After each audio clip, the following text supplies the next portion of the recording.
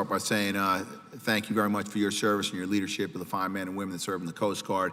I have an opportunity, the privilege to serve on the House Armed Services Committee, where we have oversight of the Army, Air Force, Navy, Marines. So this term, being appointed to the Transportation Infrastructure, it's a real honor to kind of round out all of the components that work together in defense of our nation and our nation's interests, both home and abroad. In your testimony, you mentioned Operation Arctic Shield as the Coast Guard's year-round planning and operational endeavor, which provides mobile and scalable presence in the Arctic domain. You also mentioned the Coast Guard's goal is to further develop a comprehensive understanding of the capabilities required to operate in the Arctic, as well as to broaden partnerships in support of Arctic operations. My question, there are two, they're related.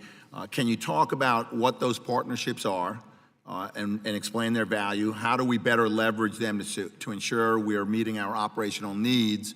And related to that, how can we upscale or strengthen or improve your relationship with the Navy to fill existing gaps in our capabilities? Yes, sir. Thank you for the question. Thank you for your service across the armed services. You've covered the whole gamut now. Thank you. Well, our partnerships, it's really this Arctic Shield. I'm really proud of this. We've been doing it for several years now. It starts literally at the village level. We engage with village elders and across multiple villages across the North Slope. And our people go up there all year round, but we particularly surge in the summer when it's ice out. And we engage at the school kid level. We educated over 400 kids from the North Slope, and that's a lot of kids on the North Slope. We educated 400 of them in, kind of water safety and things like that.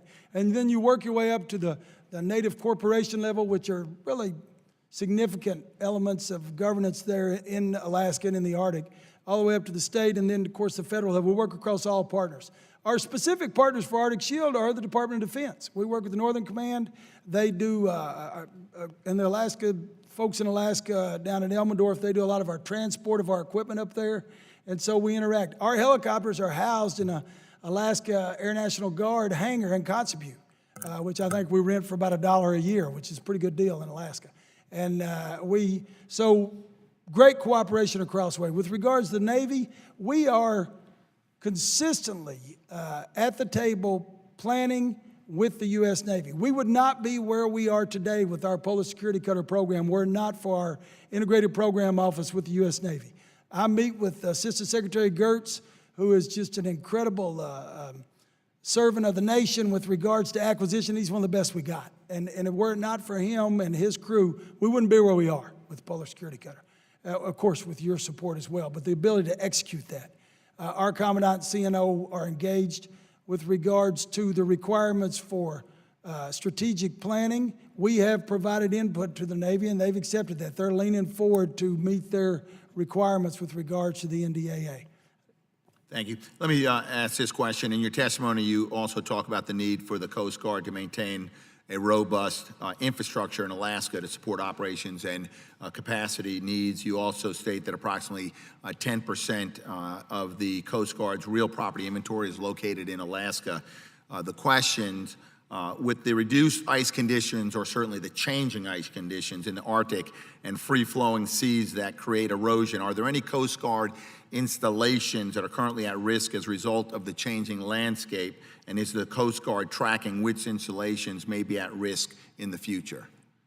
And if you need to take that for the record, that's fine as well. Sir, I think I can answer that. The weather in the Kodiak region, which is about our furthest north and west place, has been pretty consistent over the past few years. I mean, there's bad weather there and big tidal range, and you're just one storm away from having a problem. But with regards to the durability and resiliency, we are in there. That's why this recapitalization of our shore infrastructure is so important. It's a consistent drumbeat. We're literally updating World War II era buildings to modern resiliency standards. And when we do that, they'll last for 50 or 70 years. But north of that, we're generally operating out of temporary facilities. We're doing it seasonally. We're moving on our ships and in our aircraft to different places. So I will do a review and get back to you if there's any other ones that we need to track, but I'm not aware of any right now. Thank you, Admiral. Thank you, Mr. Chairman. Yield back.